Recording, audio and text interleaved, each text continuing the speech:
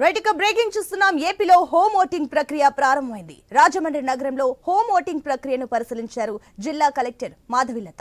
జిల్లాలో home voting కోసం 69 బృందాలుగా 400 మంది ఉద్యోగులు కేటాయించినట్టు కలెక్టర్ పేర్కొన్నారు. ఇక తూర్పుగోదావరి జిల్లాలో మొత్తం 1306 హోమ్ ఓటర్లు ఉన్నట్టు తెలిపారామె. పోలింగ్ బూత్ వరకు రాలేని వారికి ఇంటి వద్దే ఓటు వేయించే విధంగా ఏర్పాట్లు చేశామని, ఈ ప్రక్రియను వీడియో రికార్డింగ్ చేస్తున్నట్టు తెలిపారు కలెక్టర్. జిల్లాలో 7 నియోజకవర్గాల్లో హోమ్ ఓటింగ్ ప్రారంభించినట్టు, అత్యంత జాగ్రత్తగా గోప్యతగా పాటిస్తూ ఈ ప్రక్రియను చేపడుతున్నట్టు వెల్లడించారు కలెక్టర్ మాధవిలత.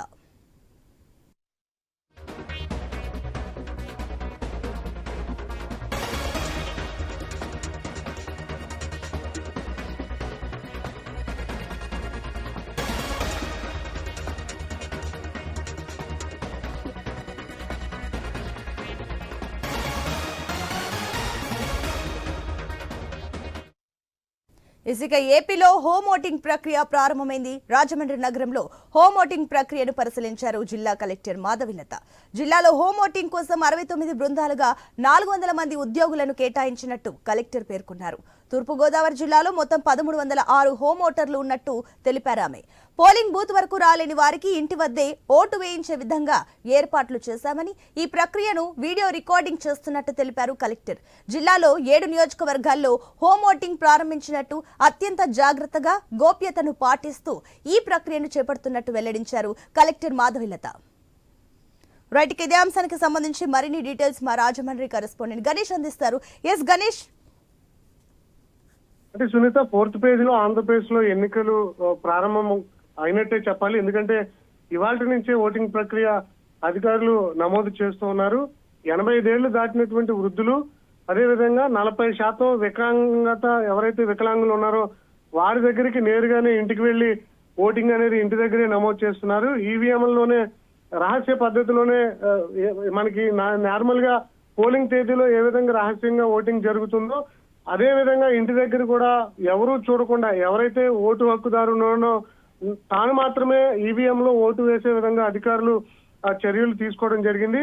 తూర్పుగోదావరి జిల్లాలో 1306 ఓట్లు అనేవి అభ్యర్థులు నమోదు చేసుకున్నారు. వీటన్నిటినీ కూడా ఓటు నమోదు చేసేందుకు 69 బృందాలుగా 400 మంది ఉద్యోగులు ఇవాళ ఉదయం నుంచి కూడా పనిచేస్తూ ఉన్నారు. ఇప్పటికే ఎన్నికల అధికారిగా ఉన్నటువంటి జిల్లా కలెక్టర్ మాధవిలత ఈ పోలింగ్ జరుగుతున్నటువంటి ప్రాంతాలన్నింటినీ కూడా పరిశీలించడం జరిగింది. హోమ్ ఓటింగ్ ప్రక్రియ మొత్తం కూడా వీడియో రికార్డు చేయడం జరుగుతుంది.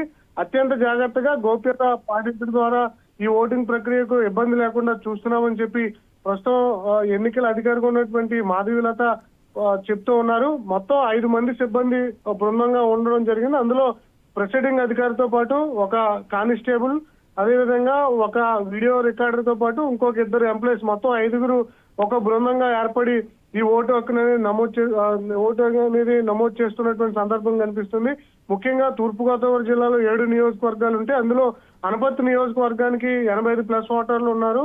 ఈ 186 మంది నార్మల్ ఓటర్లు ఉంటే దివ్యాంగులు 222 మంది ఓటింగ్ అనేది ఉండడం జరిగింది. రాజానగరంలో 85+ ఉన్నటువంటి ఓటర్లు 33 మంది ఉంటే దివ్యాంగులు 67 మంది ఉన్నారు. రాజమండ్రి సిటీలో 85+ ఓటర్లు 142 మంది ఉంటే దివ్యాంగులు 65 మంది ఓటర్లు ఉన్నారు. రాజమండ్రి రూరల్ లో 85+ 51 మంది ఓటర్లు ఉంటే దివ్యాంగులు 56 మంది ఉండగా, కొవ్వూరు నియోజకవర్గంలో 85 దాటినటువంటి 66 మంది ఓటర్లు, దివ్యాంగులు 66 మంది ఉండడం జరిగింది. నిర్దవల్లో కూడా 85+ ఓటర్లు 130 మంది ఉంటే దివ్యాంగులు 145 మంది ఉన్నారు. గోపాలపురం నియోజకవర్గంలో కూడా 40 మంది 85+ దాటినటువంటి ఓటర్లు ఉంటే దివ్యాంగం 37 మంది ఉన్నారు. ఈ ఓట్లన్నీ కూడా ఏది ఇబ్బంది లేకుండా మొత్తం ఓట్లన్నింటినీ కూడా అధికారులు, ఎన్నికల అధికారులు రహస్య పద్ధతిలో ఓటు నమోదు చేస్తూ ఉన్నారు. ఇప్పుడు చూస్తున్నట్లయితే ఈ హోమ్ ఓటింగ్ ప్రక్రియ ఎప్పటి వరకు పూర్తయ్యే ఛాన్సెస్ ఉంది? అండ్ అదే విధంగా పూర్తయిన తర్వాత ఈ ఈవీఎంల భద్రపరిచే స్థలం ఏంటి? దీనికి సంబంధించిన డీటెయిల్స్ ఏంటి?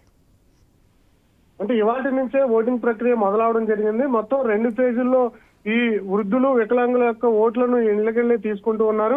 ఇవాళ నుంచి మొదలు ఈ నెల 6వ తారీఖు వరకు మొదటి ఫేజ్లో ఎన్నికల ఓటింగ్ అనేది నమోదు చేస్తూ ఉన్నారు.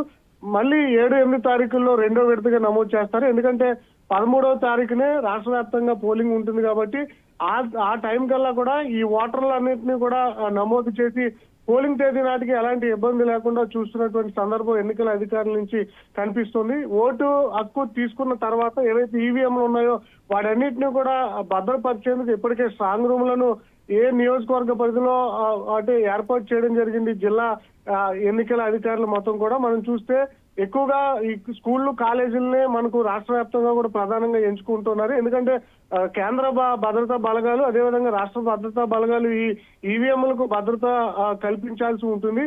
ఆ ఇబ్బంది లేకుండా ఈ స్కూళ్లు కాలేజీ ప్రాంతాల్లోనే ఈవీఎంలను భద్రపరుస్తున్నటువంటి సందర్భం కనిపిస్తుంది. మొత్తంగా 2 పేజీల్లో ఈ నెల 8వ తారీఖు నాటికి ఈ ఓటర్లు ఎవరైతే ఉన్నారో రాష్ట్ర వ్యాప్తంగా వేలాది ఓట్లన్నీ కూడా ఎన్నికల అధికారులు నమోదు చేసేందుకు ఇవాళ నుంచే ఈ ఓటింగ్ ప్రక్రియను నమోదు చేయడం, ప్రశాంతంగా పోలింగ్ జరగడం జరుగుతుంది. సునీత.